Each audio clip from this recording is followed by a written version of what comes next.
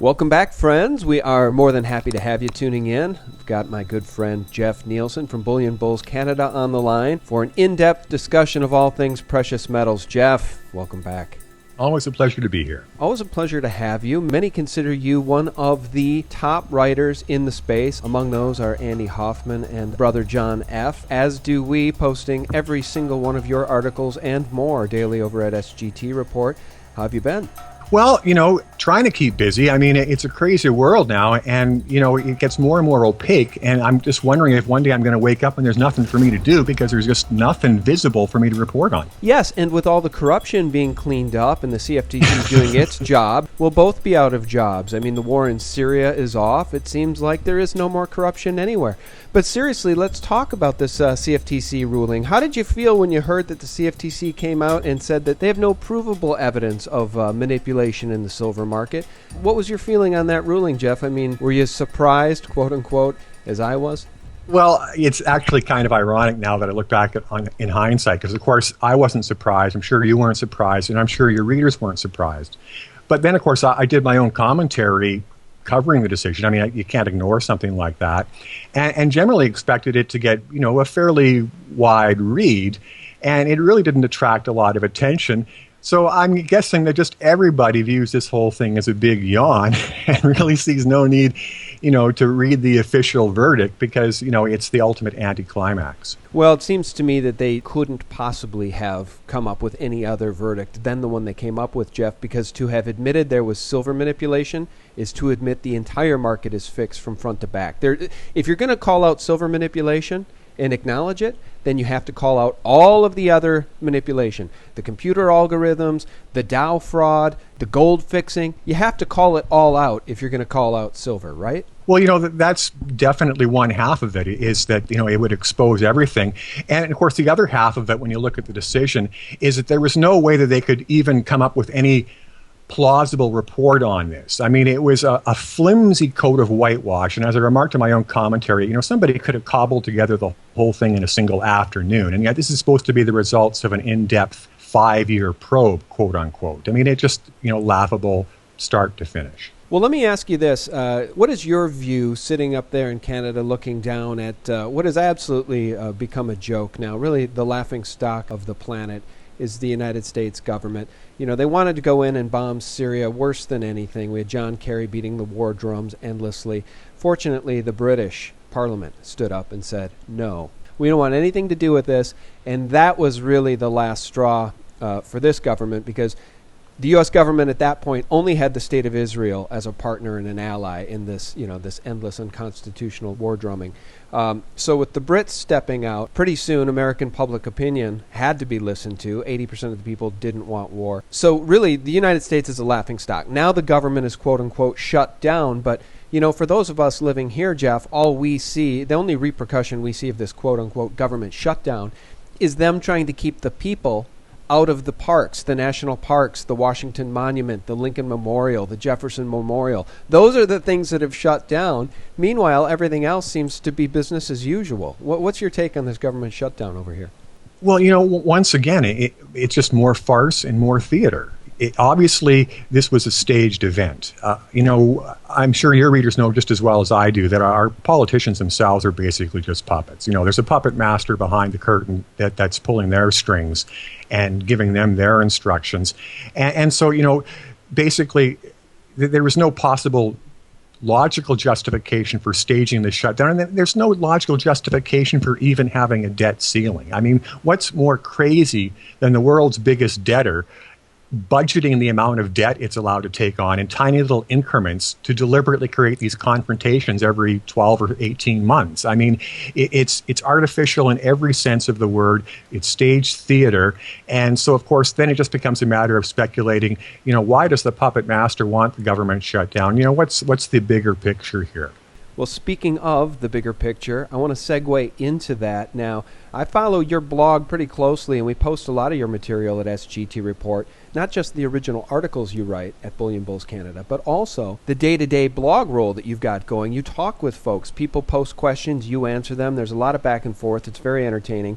One of your readers wrote this about the corruption in the United States, and he wrote, Quote, I'm sitting here shaking my head. The U.S. is now a joke. The rule of law in the U.S. is now a joke. We're all sitting here watching the most amazingly stupid antics of a once great nation as it goes from one crisis to another, seemingly ad nauseum. This writer goes on to complain a little bit about his PM investments and everything else, and I think at the end of the day he's saying, in the meantime, I'm just going to sit here reading all of the comic tragedy coming out of the U.S. and shaking my head.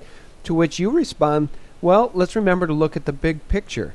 Jeff, can you remind us what is the big picture at this point? Well, for several years now, I've been banging the drum pretty much alone that the number one priority we all face here is smashing, quote unquote, the big banks. And, that's been a familiar line for regular readers.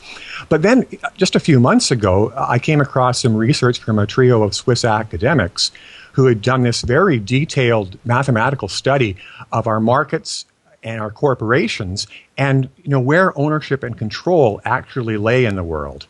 And they came out with a tremendously startling discovery, which, in some respects, they soft-pedaled. They reported that there was basically a collection of 740-something corporate fronts, which pretty much control the whole global economy. Not 740 independent companies, but 740 fronts that boiled down to a relatively small number of oligopolies. But, that was only half of it. What gets really scary is then these researchers talk about a core within this 700 corporate fronts, what they call a super entity composed of 143, I believe, corporate fronts, which by itself controls 40% of the global economy. And even more startling was it when it described this core, this super entity. It noted that 3/4 of these corporate fronts are, quote unquote, financial entities. So this one big monopoly is in fact one big bank. That's what you write about a lot now. You talk about the one bank. Is that what you're referring to? Because when I first saw you writing that and referring to the one bank, I got a little confused myself, and I wondered if you meant Goldman Sachs. Did you mean J.P. Morgan? Did you mean the entire banking cartel as a group? The one bank is this entity that you're now referring to, right? Which controls what? Maybe half the world's wealth? Well, 40% of the global economy. And of course, naturally, if it's a financial monopoly, it's going to control the entire financial sector. I mean, that's just going to be one fragment of its empire. So, we've been looking at the banking sector as this collection of, large banking oligopolies. And in fact, what we should have been doing is looking at the banking sector like Baskin Robbins with its 31 flavors. One flavor is Goldman Sachs. One flavor is J.P. Morgan. One flavor is Deutsche Bank. One flavor is Credit Suisse. And they've got these tentacles in every major Western economy. And see, even the tentacles, even these big banks themselves, are actually illegal. If our laws were properly applied, our anti-combines laws would have already smashed up these big banks. Even the tentacles are too big. Mm-hmm. So when Mac Taibbi writes about Goldman Sachs as this quote-unquote vampire squid, well, of course, the truth is that Goldman Sachs itself is just one tentacle of the real vampire squid. Yeah, you make a great point. I'm sitting here nodding because you could cut that tentacle off and you could do away with Goldman Sachs. Well, there's still JP Morgan and HSBC. And then it grows another tentacle to replace it. Yeah, absolutely. So at this point, what do we do? Because in your response to the fellow who was trying to convey his frustration there on your blog, you write, it's very simple. We need to keep our eye on the big picture, the one bank. What is being stolen, you ask? Everything. Where is it being stolen? You write, everywhere. And this is all done under the title on your blog, How Wall Street Hedge Funds Are Looting Pensions.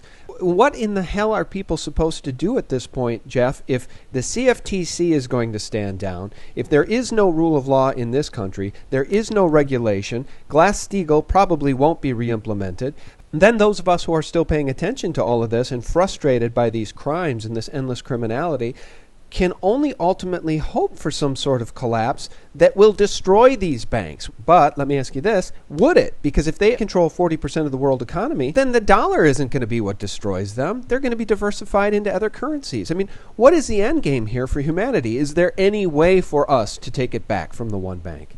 Well, I used a couple of analogies when I was doing my ranting on our forum. And one of the analogies I used was to think about a doctor who has a patient who has cancer. But the doctor never talks about the cancer, never tries to treat the cancer, never even tells the patient he has cancer. Instead, all the doctor ever does is talk about the symptoms and treat the symptoms. And so this is the whole problem. Nobody's talking about the one bank. Nobody's talking about smashing the one bank. They're talking about pensions being stolen or bank accounts being stolen. They're talking about the symptoms of the problem. So if all we ever do is talk about the symptoms, then of course most of the people are never even going to know what the real problem is. If the people who are generally aware of what's going on are censoring out the most important part, the actual cause of all these problems, then of course solution will always be beyond us. You can't deal with the problem before you first acknowledge its existence. So first we have to talk about the cancer. First everybody has to know that cancer exists. That's job one. That's what I've been trying to do and failing up to this point. After everybody knows the cancer exists, then we can get to work on removing the tumor. All right. Well, before we bridge over to this other article that you had been working on there on the blog, let me just ask you this. As it relates to precious metals and owning physical silver or physical gold, do you still honestly believe in your heart of hearts that that is going to offer any of us any defense from this one bank and from whatever is coming, Jeff? Because I know there are some people that believe that we're going back to a gold standard, we're going back to some quasi-gold standard. Sooner or later, a new monetary system will be rolled out. What is the reality for those of us, little guys? I always like to refer to us as the common men. Those of us that are worth less than $1 million, less than 10 million, less than 100 million. If you're not worth $1 billion or 10 billion or more, you're a little guy these days. But for those of us that are worth less than $1 million, what is our recourse? Is precious metals in physical form honestly going to help us?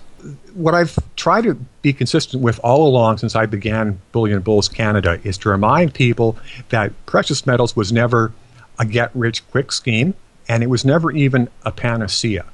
It was the best tactic, which I and a number of other people can come up with, to play defense, to try to protect ourselves from this rapacious financial crime.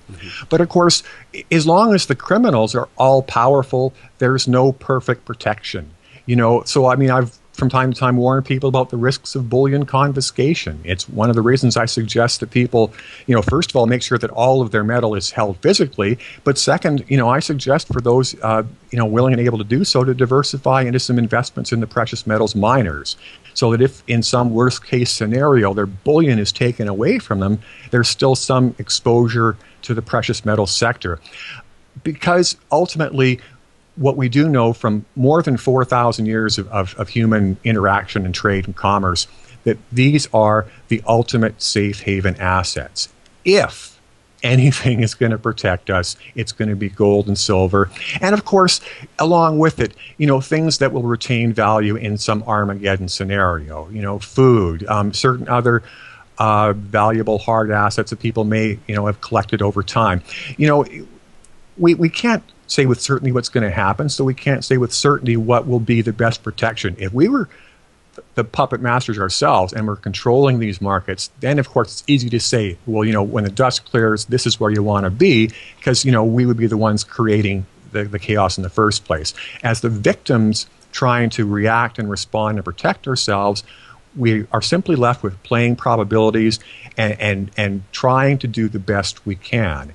And so the best we can, in my view and the eyes of a number of other people, is precious metals. It's not perfect, but it should help us weather the storm better than anything else. Well, that's right. And, I like to play devil's advocate occasionally and just get others' opinion on this, whether it's you or any of the other folks we talk to, Jeff, just simply because we originally started to talk about precious metals with folks to get the word out, because it was my feeling that it is the single best way to divest from this dishonorable financial system, this debt-based, death-based monetary system. And it is honorable. Precious metals have been money for 5,000 years. And if you take a look at some of the research Chris Duane has done, he's concluded that the average wage for a day of hard labor throughout human history has been about 1/10 of an ounce of physical silver for that hard day's labor. And back in Roman times and back in the medieval times and boy, back probably in the 16th, 17th century,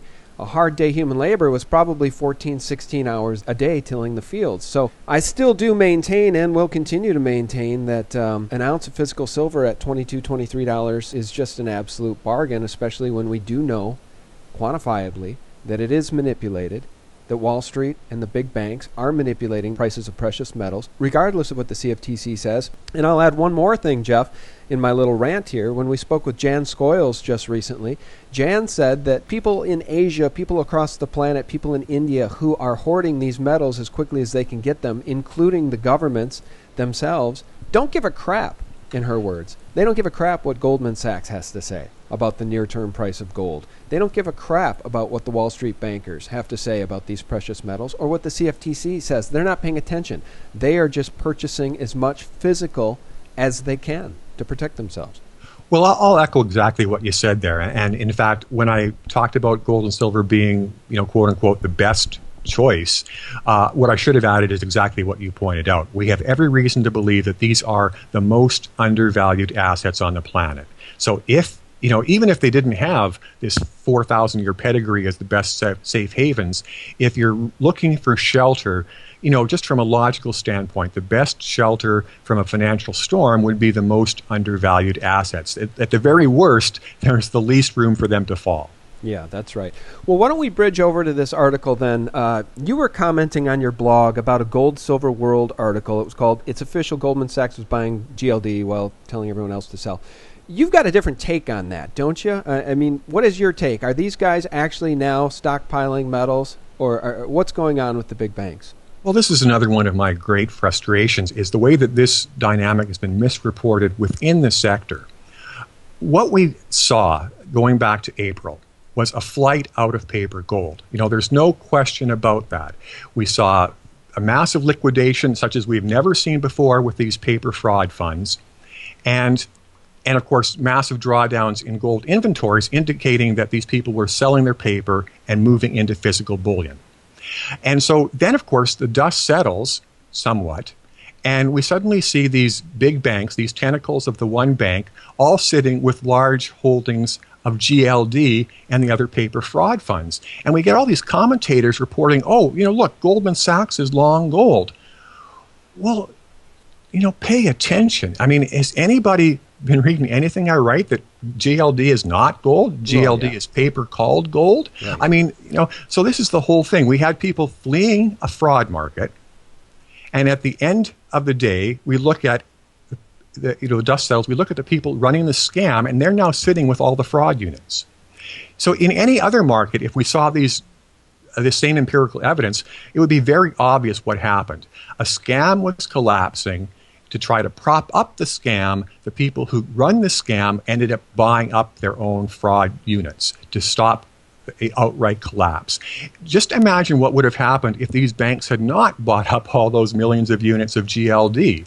There would have been a total collapse of the fraud fund. It would have gone to zero, and decoupling would have been a reality today. They didn't want to buy those units of GLD. They were forced to buy it. They're not long gold, quote unquote.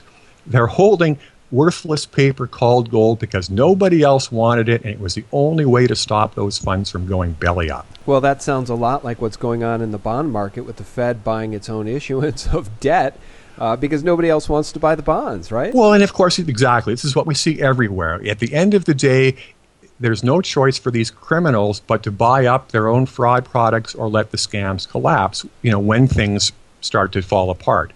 That's what's happened, as you say, in the mortgage market with the U.S. housing collapse, and now it's happened with the the gold market as well, with their paper, not of course the gold market, the paper called gold market, where they needed to prop up those scams. And and of course, furthermore, just empirical evidence. We now have proof that this theory was right all along, because what do we know whenever the bankers actually go long in a market?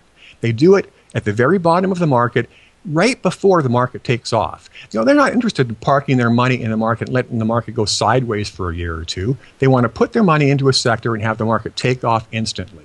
So supposedly, according to these other commentators, the bankers went long in gold back in July and August, or even earlier than that, and yet it's October and the market's still sitting flat. Well, obviously they did not go long gold, or the market would not still be sitting at $1,300. Well, maybe this is a good segue here, Jeff. Let me ask you about another article you wrote back on September 23rd, I believe, called One Big Steal. And I think this is a great way to sum up our conversation, because you write in that article, quote, "And it is now very clear that the banksters will never allow another significant rally in this sector," end quote. Let's explore that, Jeff, because I guess I wonder what your conclusion is. If we listen to what Jan Scoyles has to say, if we listen to what Andy Hoffman has to say, if we listen to what you have said, it really doesn't matter what the banksters want at this point, because even though they may not want to allow another significant rally in this sector to ever happen, the rest of the world is going to take control as the rest of the world tosses the dollar under the bus and as the rest of the world loses confidence in this Ponzi scheme. Well, that's precisely it. Maybe you don't even really need me here for these interviews, because that sums things up perfectly. It's simply a matter of focusing on the word allow.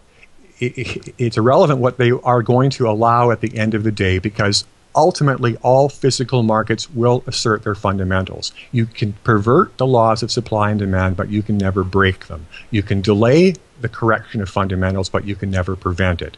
And so, what I'm really getting at is in terms of them, quote unquote, not allowing a rally, that, we're looking at an Armageddon scenario, one final big scam. The one big steal, so they don't care, if these low prices are leading to a default in precious metals. They're not worried about 2015. Maybe they're not even worried about, the last half of 2014. They've got some plans right now that they want to carry out.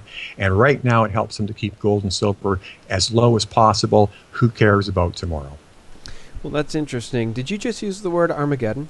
Yeah, you can use various allegories. You could use the Road Warrior scenario.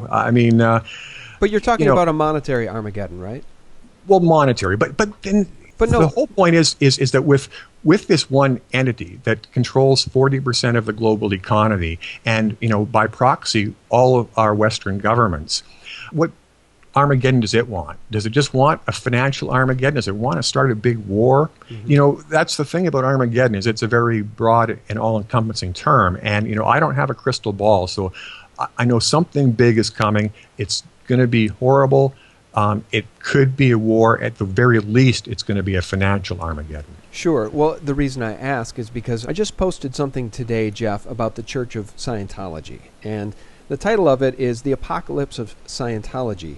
And it's an interview that Lip TV did with Mark Ebner, one of the most outspoken journalist critics of the Church of Scientology. And I think it's very telling and very interesting. And I challenged our readers to watch the interview with Mark Ebner about the Armageddon, as one of the words he used in the interview, of Scientology.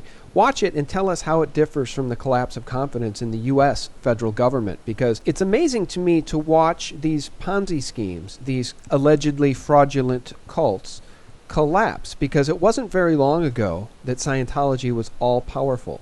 And if you spoke out against it, you would be crushed. People were scared to death of it. To me, Jeff, it was a great allegory for what we're seeing happen with the United States federal government, as not only do people around the world lose faith in this government and its ability to tell the truth, but the citizens within the United States are losing faith in the government. But the same thing is true if you watch that interview with Mark Ebner about Scientology. I just think the Armageddon happening, the apocalypse of Scientology, and the Armageddon happening in our monetary system are very allegorical.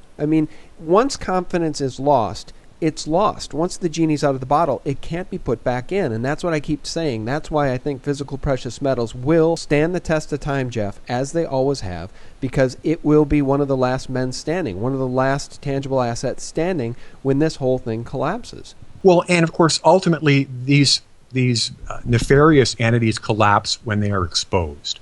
And, so that's why I get back to my, what must seem like a regular rant about the one bank, the one bank, the one bank.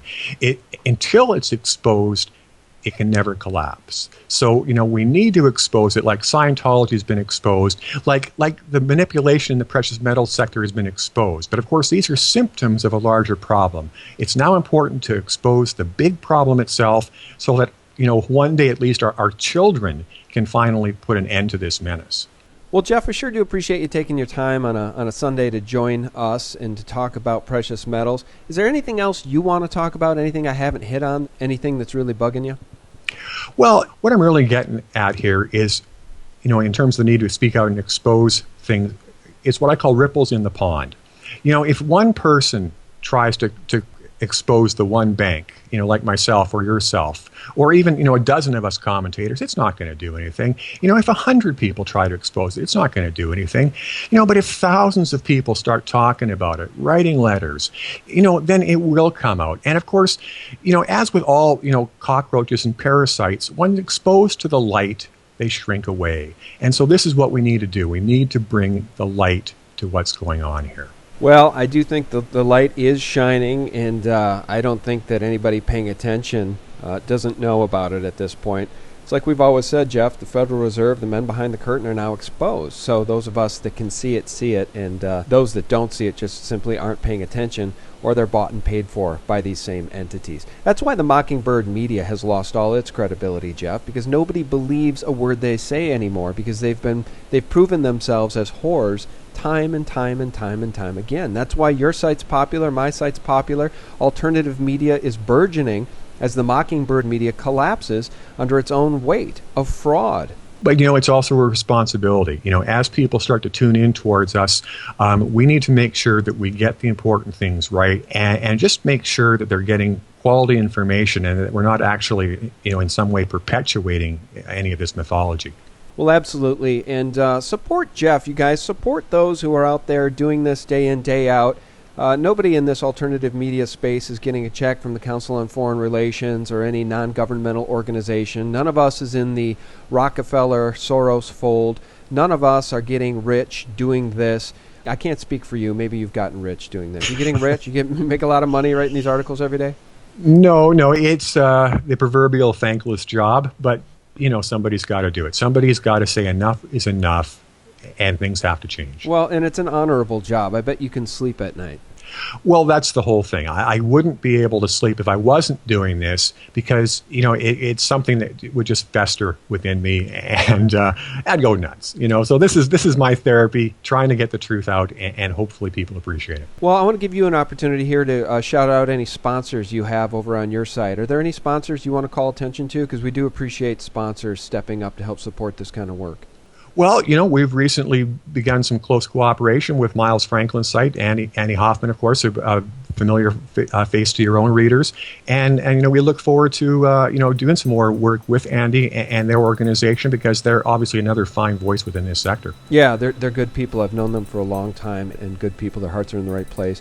If you guys want to show a little love over at SGT Report, we've never asked for your donations, but you certainly could support our sponsors. We have Provident Metals, we have CampingSurvival.com. Just show a little love, and if you want to buy some silver, if you want to buy some survival equipment or supplies, just click through on the ads from SGT Report and show a little love to our sponsors. Jeff, I can't thank you enough for your time. Remind everybody how they can find you directly on the interwebs. Our site is BullionBullsCanada.com. That's where all my commentaries are published, and we do all of our discussions on our forum there. Well, very good. Until we talk next time, Jeff, take care of yourself. Thanks again, and the same to yourself. All right, as always, a pleasure. Guys, thanks for listening. Our thanks to Jeff Nielson of BullionBullsCanada.com. And stay tuned, because in the coming weeks, we have some incredible interviews with some other incredible people lined up, and you're not going to want to miss them. Have a great week. Thanks for watching.